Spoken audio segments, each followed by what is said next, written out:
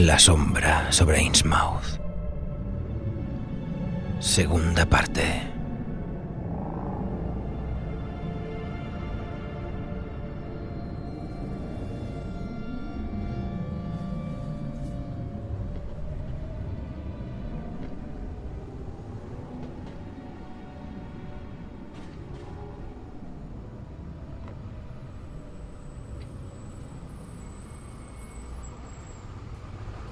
A la mañana siguiente, poco antes de las 10 de la mañana, me encontraba con mi pequeña maleta frente a la farmacia de Hammond en Old Market Square, esperando el autobús de Innsmouth.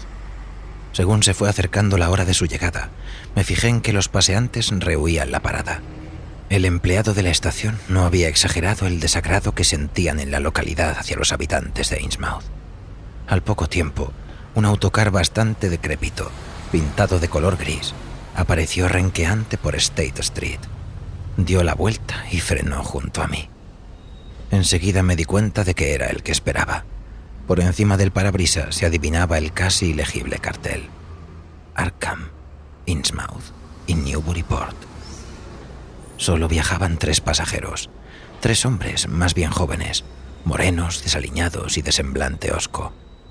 Cuando el vehículo se detuvo, bajaron los 3 y con paso torpe echaron a andar arrastrando los pies en silencio por State Street, casi de manera furtiva. El conductor se apeó también y le vi desaparecer en el interior de la farmacia para hacer alguna compra. Reflexioné que aquel debía de ser el Joe Sargent del cual me había hablado el vendedor de billetes, y antes incluso de reparar en ningún detalle, sentí que me embargaba como una oleada de instintiva aversión, tan incontenible como inexplicable. De repente, me pareció muy natural que la gente de la localidad no deseara subir a semejante autobús, conducido por ese hombre, ni visitar la población donde vivían ese sujeto y sus parientes. Cuando el conductor salió, le miré con mayor atención y traté de determinar el motivo de la nefasta impresión. Era un hombre delgado, de hombros caídos y algo menos de 1,80 m de estatura, vestido con un traje azul raído y una gorra de golf deshilachada. Debía de tener unos 30 o 35 años, aunque las 2 extravagantes profundas arrugas que le surcaban el cuello a ambos lados le hacían parecer más viejo, si no se fijaba uno en su rostro apagado y carente de expresión. Tenía la cabeza estrecha, ojos saltones de color azul acuoso que parecían no pestañear jamás y una nariz aplastada. La barbilla y la frente remetidas hacia adentro y unas orejas singularmente poco desarrolladas. Los labios gruesos y las mejillas grisáceas y porosas se veían prácticamente imberbes, a excepción de unos pocos y dispersos pelos rubios que se rizaban y repartían en mechones irregulares, y en determinados lugares la piel parecía extrañamente irregular, como si se estuviera pelando por alguna enfermedad cutánea. Sus manos eran enormes, surcadas de venas y de un tono gris azulado de lo más inusual. Tenía los dedos sorprendentemente cortos y desproporcionados, como encogidos hacia el interior de sus tremendas palmas. Mientras caminaba hacia el autobús, observé su forma de andar peculiar y bamboleante, y me fijé en que sus pies eran igualmente desmesurados. Cuanto más los estudiaba, más me asombraba que pudiera encontrar zapatos de su talla. Una especie de grasa sucia le cubría la piel, lo cual incrementó mi desagrado. Sin duda, trabajaba o haraganeaba por los muelles pesqueros, pues llevaba consigo parte de ese hedor característico. Era imposible averiguar qué mezcla de sangre extranjera podía discurrir por sus venas. Sus peculiaridades no parecían asiáticas, polinesias, levantinas o negroides, pero pude entender por qué le parecía extranjero a la gente. Yo mismo habría pensado en degeneración biológica en lugar de algún tipo de característica racial. No me agradó darme cuenta de que no había ningún otro pasajero en el autobús. De algún modo, me disgustaba la idea de viajar solo con semejante conductor. Pero al acercarse la hora de salida, dominé mi inquietud y seguí al hombre dentro, tendiéndole $1 y murmurando una única palabra: Innsmouth. Me miró con curiosidad durante un segundo, mientras me devolvía el cambio de 40 centavos, pero no dijo nada. Me senté detrás de él pero no en el mismo lado del autobús, sino junto a la ventanilla, pues deseaba contemplar la costa durante el viaje. Al fin, el destartalado vehículo arrancó con una sacudida y avanzó con estrépito, pasando más allá de los viejos edificios de ladrillo de State Street, entre una nube de humo del tubo de escape. Al mirar a la gente de las aceras, me pareció detectar en ellos que evitaban mirar el autobús, o que, cuanto menos, pretendían no hacerlo. Entonces giramos hacia High Street, donde la marcha fue más suave. Cruzamos por delante de unos edificios majestuosos que databan de los primeros tiempos de la República, y luego dejamos atrás varias casas de campo de estilo colonial, más antiguas aún. Después cruzamos Lower Green y Parker River, y finalmente emergimos a una zona costera larga y monótona. El día era cálido y soleado, pero el paisaje de arena, hierba juncia y maleza dispersa se fue tornando más desolado según avanzábamos. Por la ventanilla pude observar las aguas azules y la arenosa línea costera de Plum Island, y no tardamos en circular muy próximos a la playa, pues la estrecha carretera se separó de la vía principal que llevaba a Rowley e Ipswich. No se veían casas, y me di cuenta por el estado de la carretera que el tráfico de aquel paraje debía ser muy escaso. Los desgastados postes negros de teléfono sostenían tan solo 2 cables. Cada cierto tiempo cruzábamos unos toscos puentes de madera decrépita, tendidos sobre pequeñas rías, que cuando la marea estaba alta contribuían a aislar aún más aquella región. De vez en cuando reparé en tocones muertos, muros de cimentación ya en ruinas por encima de las interminables arenas, y recordé la vieja tradición que aparecía citada en una de las historias que había leído, que aseguraba que aquel, en otro tiempo, había sido un terreno fértil y densamente poblado. El cambio, según se decía, llegó al mismo tiempo que la epidemia de Innsmouth de 1846, y la gente sencilla pensaba que existía una oscura conexión con las fuerzas ocultas del mal. En realidad, había sido provocado por la tala irracional de los bosques cerca de la costa, privando al suelo de la mejor protección que tenía contra las oleadas de arena salobre que transportaba el viento. Al fin, perdimos de vista Plum Island y contemplamos la vasta expansión del Atlántico a nuestra izquierda. La estrecha carretera comenzó a ascender por una cuesta empinada y sentí una singular sensación de inquietud al contemplar la solitaria cima que surgía, perfilándose contra el cielo al final de la carretera. Era como si el autobús, en su ascenso, se encontrara a punto de dejar atrás una tierra sensata y sana para sumergirse en los arcanos desconocidos del críptico cielo de la atmósfera superior. El aroma del mar adoptó unas implicaciones ominosas y el silencioso conductor, que permanecía con la espalda rígida bajo su estrecha cabeza, me pareció cada vez más odioso. Al observarle, comprobé que la parte posterior de su cabeza resultaba tan lampiña como su rostro, pues no tenía más que unas pocas matas de cabello amarillento sobre la rugosa superficie grisácea de la piel. Alcanzamos entonces la cresta y contemplamos el valle que se extendía más allá, por debajo de nosotros, allí donde el Manuset desemboca en el mar, justo al norte de la larga línea de montañas que culmina en Kingsport Head y se asoma a Cape Ann. En el brumoso horizonte, acerté a distinguir el borroso perfil del citado promontorio, coronado por la extraña casa antigua de la cual se contaban tantas leyendas.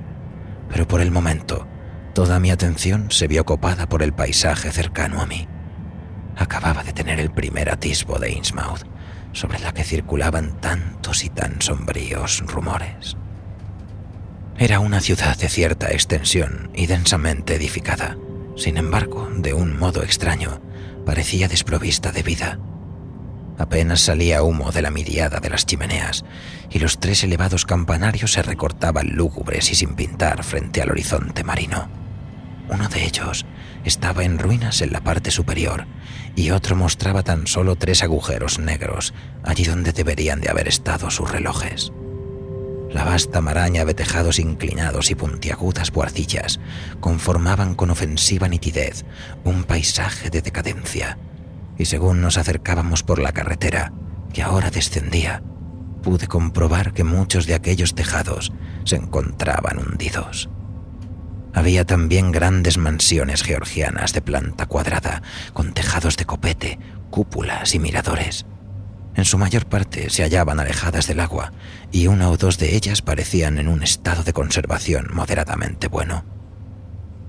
Extendiéndose tierra adentro, divisé la línea del ferrocarril abandonado, ahora cubierta de malas hierbas, flanqueada por postes de telégrafos medio caídos y desprovistos de cableado, así como las oscurecidas líneas de las viejas calzadas para carromatos que conducían hasta Rowley e Ipswich. La decadencia se dejaba notar en mayor medida en la zona cercana a los muelles, aunque justo en su parte central pude atisbar el blanco campanario de un edificio de ladrillo bastante bien conservado que parecía una pequeña fábrica. El puerto, cubierto de arena, estaba rodeado de un antiguo rompeolas de piedra, sobre el cual acerté a discernir las diminutas figuras de unos cuantos pescadores sentados, y en cuyo extremo se alzaba lo que parecían ser los cimientos de un faro derruido. Una lengua de arena se había ido formando al amparo de dicha barrera, y sobre ella pude observar unas pocas cabañas decrépitas, botes amarrados y viveros de langostas dispersos.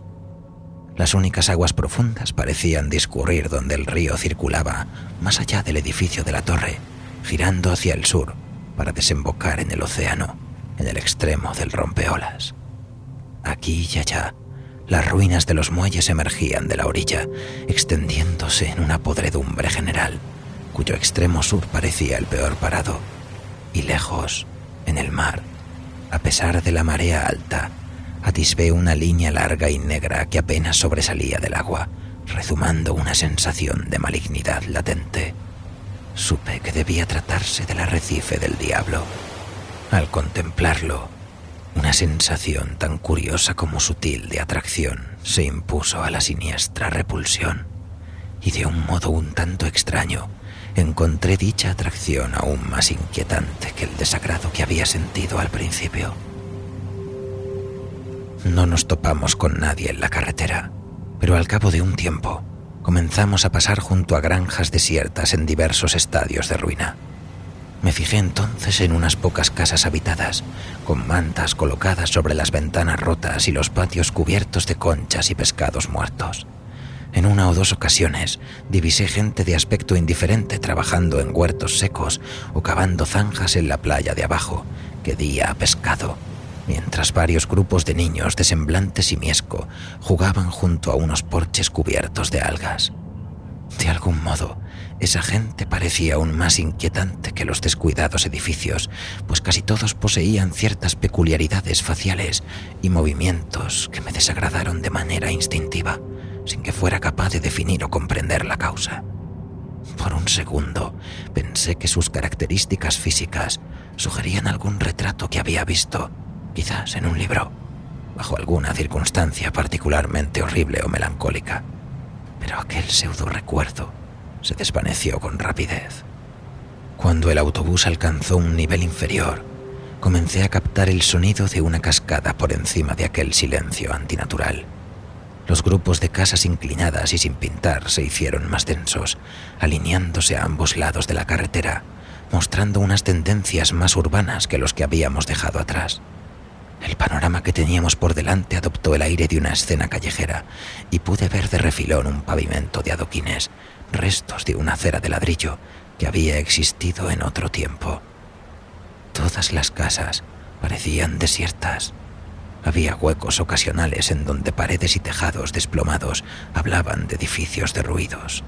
Por doquier prevalecía el más nauseabundo hedor a pescado que uno pudiera imaginar. Al poco tiempo comenzaron a aparecer cruces y bifurcaciones de calles. Las de la derecha conducían a las cochambrosas zonas de costa, carentes de pavimento y repletas de inmundicias, mientras que las de la derecha sugerían paisajes de grandeza perdida.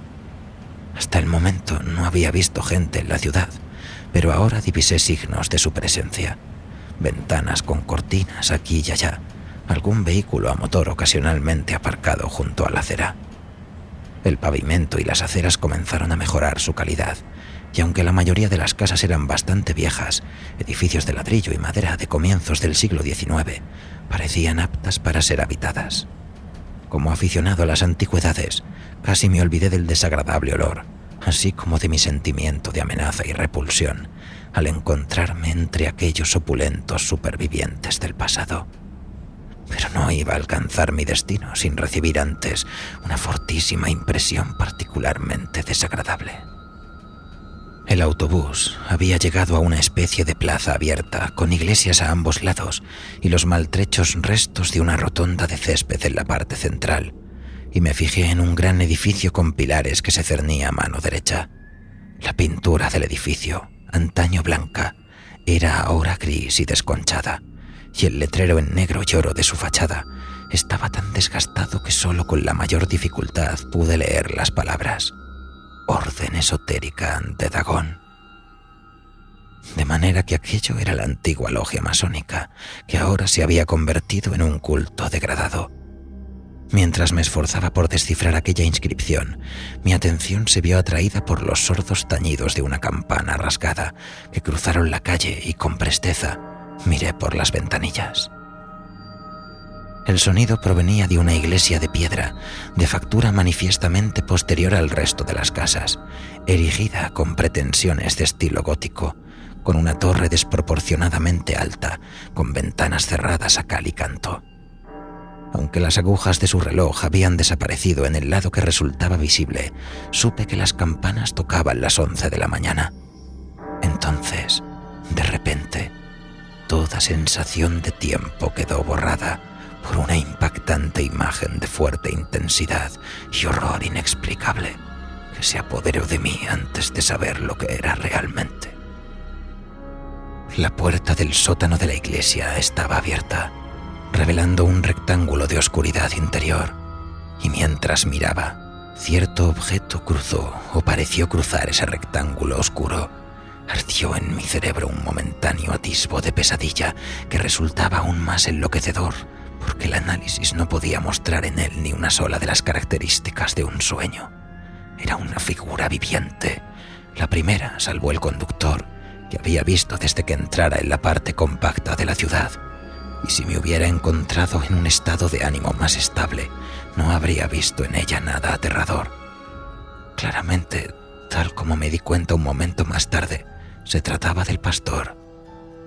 Iba ataviado con unas vestimentas bastante peculiares, introducidas sin duda desde que la Orden de Dagón modificara los ritos de las iglesias locales, lo que probablemente había traído mi primera mirada subconsciente, aportando un toque de anormal horror. Era la enorme tiara que llevaba puesta, un duplicado casi exacto de la que Miss Tilton me había mostrado la noche anterior. Esto, actuando en mi imaginación, había dotado de cualidades innombrablemente siniestras a aquel rostro indeterminado y a su cuerpo recubierto con una túnica. No tardé en decidir que no había motivo alguno para que yo hubiera sentido ese estremecimiento maligno, pseudo recordado. ¿Acaso no resultaba natural que un misterioso culto local adoptara entre sus atuendos un único tipo de tocado que de alguna manera extraña le resultara familiar a la comunidad? Quizás por haberlo encontrado en algún tipo de tesoro.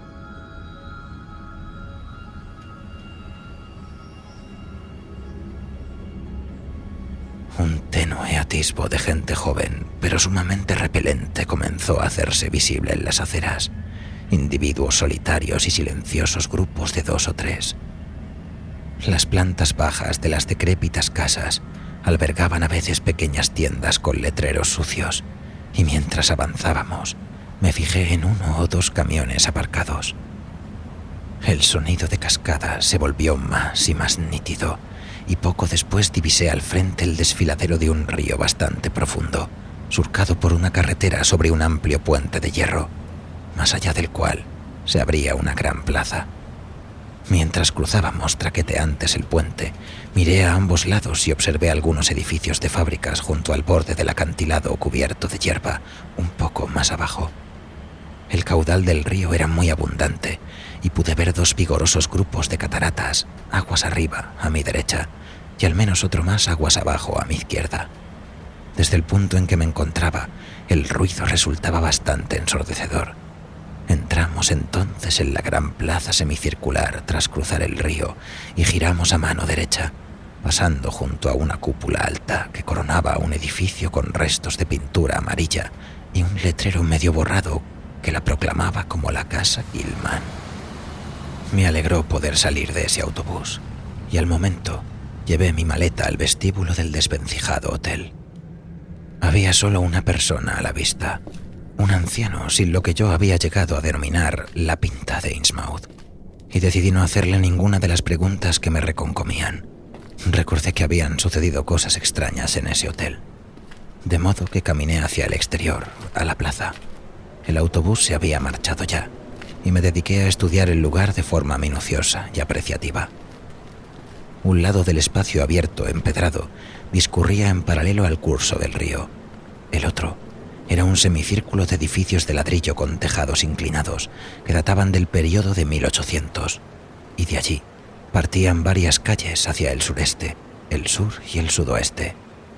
Las farolas eran deprimentes, pocas y pequeñas, todas de tipo incandescente y de baja potencia, y me sentí encantado de que mis planes me impulsaran a marcharme de allí antes del anochecer, aunque sabía que la luna sería brillante. Los edificios estaban todos en buenas condiciones y tenían tal vez una docena de tiendas en funcionamiento. Había una de comestibles de la principal cadena nacional, un restaurante un tanto deprimente, una farmacia, una lonja de venta de pescado al por mayor y otras más en el extremo este de la plaza, cerca de las oficinas de la única industria del pueblo, las refinerías Mars. Habría unas 10 personas por allí y 4 o 5 automóviles y camiones aparcados junto a la acera. Parecía evidente que se trataba del centro de Innsmouth. Hacia el este pude captar los destellos azules del puerto, contra el cual se alzaban los decadentes restos de 3 torres georgianas en otro tiempo hermosas. Y hacia la costa, en la orilla opuesta del río, divisé el blanco campanario que coronaba lo que supuse debía de ser la refinería Mars. Por una razón u otra, decidí hacer mi primera consulta en la tienda de alimentos, cuyo personal era poco probable que fuera nativo de Innsmouth. Encontré allí a un muchacho solitario de unos 17 años y me agradó notar en él una brillantez y afabilidad que prometían proporcionarme información de buena gana. Parecía muy ansioso por hablar y pronto descubrí que no le gustaba el lugar, ni su olor a pescado o su furtiva gente. Hablar con cualquier forastero era un alivio para él. Provenía de Arkham, vivía con una familia que venía de Ipswich y volvía para allá cada vez que tenía ocasión. A su familia no le gustaba que trabajara en Innsmouth, pero la cadena le había trasladado allí y él no quería renunciar a su trabajo.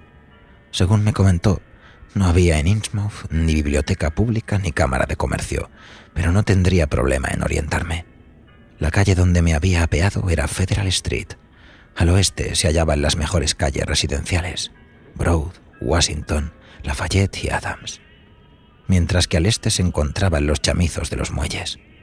Era entre esas casuchas, principalmente en Main Street, donde encontraría las antiguas iglesias georgianas, pero llevaban ya muchos años abandonadas.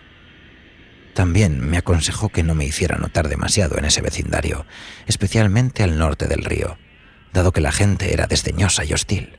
Algunos extranjeros incluso habían desaparecido. Ciertos sitios eran casi territorio prohibido, tal como él mismo había aprendido a un coste considerable. Uno no debía, por ejemplo, curiosear demasiado por la refinería Mars, o en torno a las iglesias que aún se empleaban, o cerca del edificio de la Orden de Dagon en New Church Green.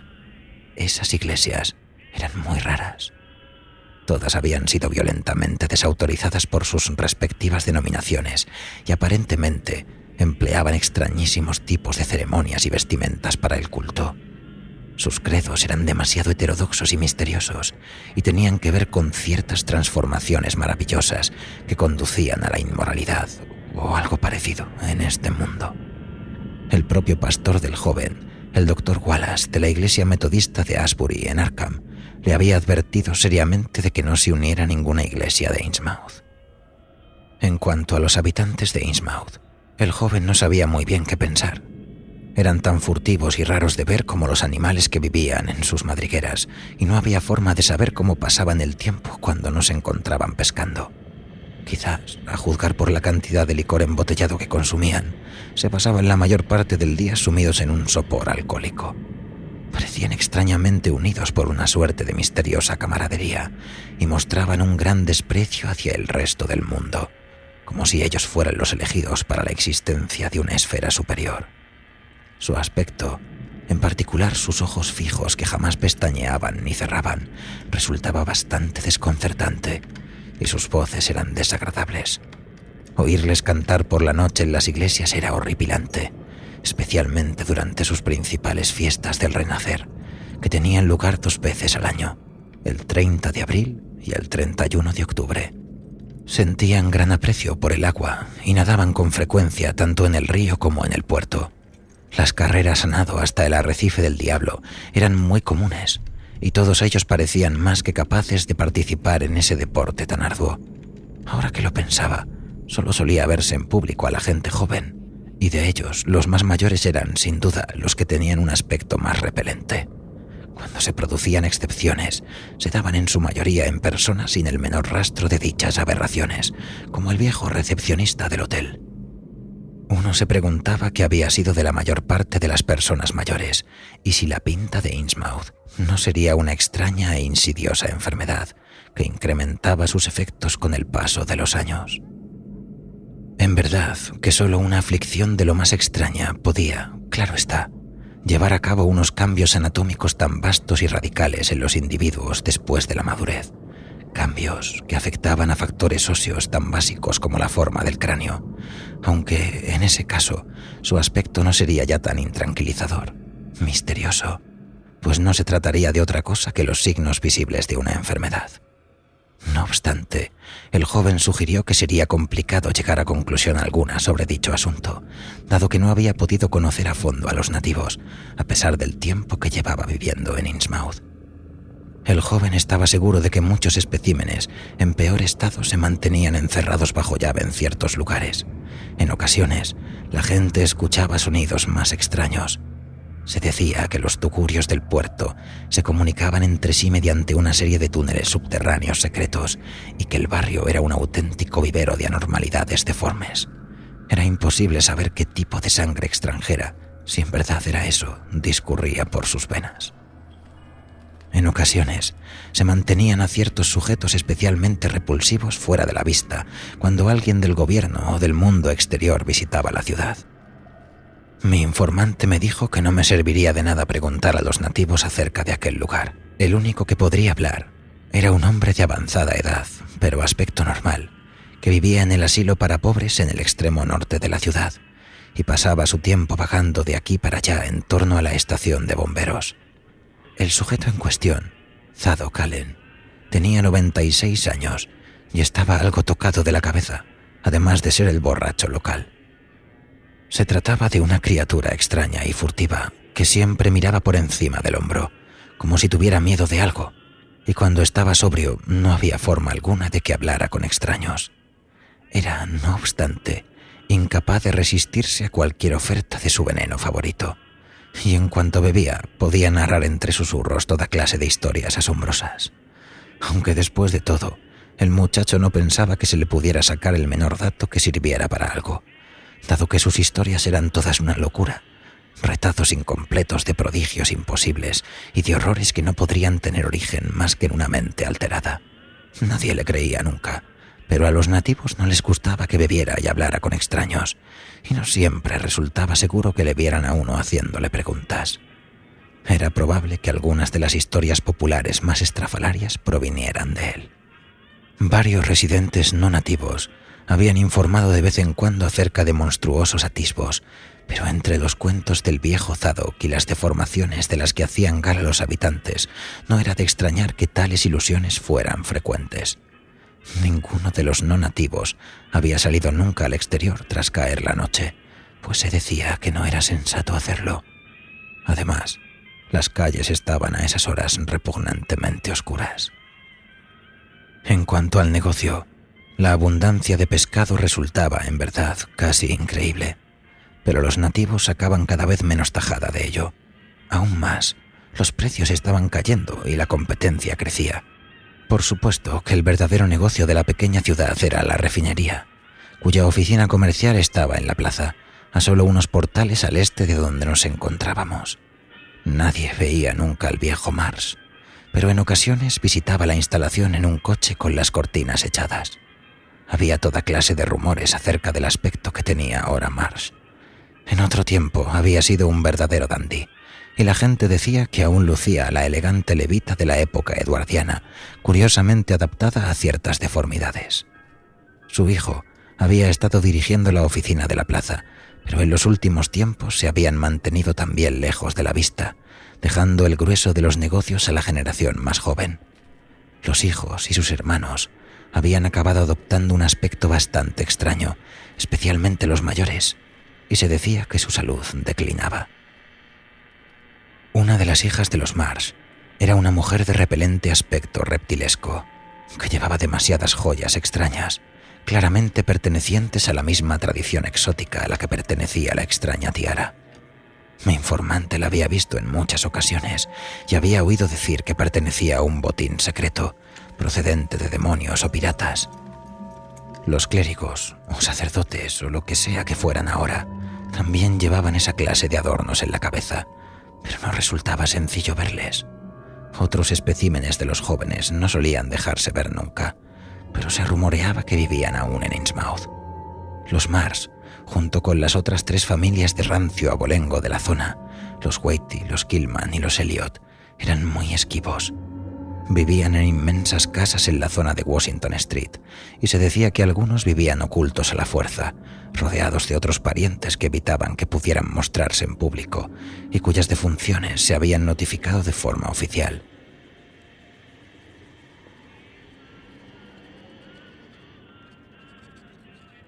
Advirtiéndome que muchos de los letreros de las calles habían sido arrancados, el joven me dibujó un tosco pero amplio y detallado mapa de los principales lugares de la ciudad. Tras estudiarlo un momento, me convencí de que me sería de gran ayuda y lo guardé en el bolsillo, agradeciéndoselo de forma efusiva. Dado que no me agradaba la mugre que había visto en el único restaurante que parecía haber, compré panecillos con queso y galletas de jengibre para almorzar más tarde. Decidí que mi itinerario me condujera por las calles principales, en las que hablaría con cualquier no nativo que pudiera encontrar, y luego subiría al autobús de las 8 hacia Arkham. La ciudad, por lo que pude ver, conformaba un significativo y exagerado ejemplo de decadencia comunal, pero dado que no era sociólogo, habría de limitar mis observaciones serias al ámbito de la arquitectura. Así, empecé mi sistemática visita por las estrechas y sombrías calles de Innsmouth. Cruzando el puente y girando hacia el rugido de las cataratas, pasé junto a la refinería Mars, que parecía estar extrañamente silenciosa. El edificio se alzaba junto a la escarpada orilla del río, junto a un puente y una confluencia de varias calles, que tomé por el primitivo centro, desplazadas tras la revolución por el actual Town Square. Al volver a cruzar el barranco por el puente de Main Street, me fijé en una zona completamente desierta, que de algún modo me hizo estremecer. Las tejas caídas de los tejados desplomados formaban un espectáculo decadente y fantástico, por encima del cual se alzaba el fantasmal campanario decapitado de una antigua iglesia. Algunas casas de Main Street estaban habitadas, pero la mayoría estaban cerradas a cal y canto con tablones clavados. En algunas calles laterales, sin pavimentar, observé las ventanas oscuras de moradas desiertas, muchas de las cuales se inclinaban en ángulos peligrosamente pronunciados, sin duda por haberse hundido parte de sus cimientos. Aquellas ventanas poseían un aspecto tan espectral que me provocaron para que girara al este en dirección a los muelles. En verdad que el terror que produce una casa abandonada aumenta en proporción geométrica en lugar de aritmética, según dichas casas se multipliquen, formando una ciudad de siniestra desolación. La visión de aquellas interminables avenidas de ventanas vacías y aspecto moribundo, y la idea de una acumulación tan vasta de viviendas a oscuras, cubiertas de telarañas y de recuerdos que servían de alimento al gusano conquistador, despertaban en mí una serie de vestigiales miedos, aversiones que ni siquiera la más recia filosofía habría podido dispersar. Fish Street se encontraba tan desierta como Main, aunque difería de ella por tener muchos almacenes de piedra y ladrillo que todavía se conservaban en un estado excelente. Water Street era casi un duplicado, salvo por el hecho de tener grandes espacios despejados en el lado de la costa, allí donde antes hubo muelles y embarcaderos. No vi a nadie, excepto unos cuantos pescadores dispersos en el lejano rompeolas, y no escuché sonido alguno salvo el golpeteo de la marea sobre los muelles y el rugido de las cascadas en el Manushet. La ciudad me ponía cada vez más nervioso. Comencé a mirar tras de mí furtivamente mientras avanzaba por el tambaleante puente de Water Street. El que cruzaba por Fish Street, según el plano, estaba en ruinas. Al norte del río había ciertos signos de actividad. Almacenes de pescado enlatado en Water Street, humeantes chimeneas y tejados reparados aquí y allá, sonidos ocasionales de fuentes indeterminadas y figuras poco frecuentes en las sombrías calles y callejones sin pavimentar, pero me pareció como si aquello resultara aún más opresivo que la desolación que se extendía al sur. Por algún motivo, la gente era más horripilante y anormal que la poca que había visto en el centro de la ciudad, de modo que en un par de ocasiones me pareció captar el atisbo de un maligno recuerdo referente a algo por completo fantástico que no fui capaz de ubicar. Sin la menor duda, la vena foránea de la gente de Innsmouth era allí más fuerte que tierra adentro. De hecho, si la pinta de Innsmouth era más una enfermedad que una característica genética, entonces aquel distrito había de albergar los casos más avanzados. Un detalle que me sorprendió fue la distribución de los pocos y tenues sonidos que escuché. Debían de provenir de las casas visiblemente habitadas, pero en realidad venían con frecuencia de aquellas que estaban cerradas con tablones clavados. Se trataba de crujidos, carreras furtivas, incluso ruidos roncos de dudosa naturaleza, y no pude evitar pensar con inquietud en los túneles subterráneos que me había mencionado el muchacho de la tienda. De repente, me encontré preguntándome cómo serían los ciudadanos a los que pertenecían dichas voces. Hasta el momento no había escuchado en aquel barrio nadie que hablara y me sentía ansioso por hacerlo. Deteniéndome lo justo para observar dos bellas pero ruinosas iglesias en las calles Main y Church, me apresuré a salir de aquella zona de viles chamizos costeros. Mi siguiente destino lógico era New Church Green, pero de alguna manera no podía soportar volver a pasar frente a la iglesia, en cuyo sótano había atisbado la inexplicable y aterradora figura de aquel extraño sacerdote con tiara. Además, el muchacho de la tienda me había dicho que en las iglesias, así como en el salón de la Orden de Dagón, los forasteros no eran bienvenidos. Por lo tanto, seguí hacia el norte, por Main hasta Martin, y luego giré tierra adentro, cruzando sin incidentes Federal Street, al norte de Green, y entrando en el decadente barrio patricio de Northern Broad, Washington, Lafayette y Adams Street. Aunque las vetustas avenidas palaciegas estaban mal pavimentadas y poco cuidadas, la sombra de los olmos no ocultaba la solemnidad que conservaban. Una mansión tras otra atrajo mi mirada. La mayoría estaban decrépitas y se alzaban frente a jardines descuidados, pero una o dos en cada calle mostraba señales de estar ocupada. En Washington Street había una fila de 4 o 5 en excelente estado, con sus jardines bien cuidados. La más suntuosa de todas, con amplias terrazas de parterres que se extendían hasta Lafayette Street, debía de ser la residencia del viejo Marsh, el enfermo propietario de la refinería. En todas estas calles no había un alma visible, y me extrañó la completa ausencia de gatos y perros en toda Innsmouth. Otra cosa que me intrigaba e inquietaba era que incluso en algunas de las mansiones mejor conservadas, las ventanas estaban cerradas a cal y canto, aseguradas con tablones y clavos. Lo secreto y lo furtivo parecía algo universal en aquella ciudad de muerte y gente foránea, y no pude quitarme de encima la sensación de que estaba siendo observado en secreto por unos ojos siniestros que no se cerraban jamás. Me estremecí cuando el quebrado tañer de las 3 sonó desde un campanario a mi izquierda. Demasiado bien recordaba la chaparrada iglesia desde la que llegaban esas notas. Siguiendo Washington Street hacia el río, contemplé otra zona dedicada a la antigua industria y comercio. Observé al frente las ruinas de una fábrica y vi otras pocas más, con los rastros de una antigua estación de ferrocarril y un puente cubierto más allá, hasta la garganta a mi derecha. El endeble puente frente a mí mostraba un letrero de aviso, pero me arriesgué y crucé otra vez la orilla sur, donde volví a divisar signos de vida.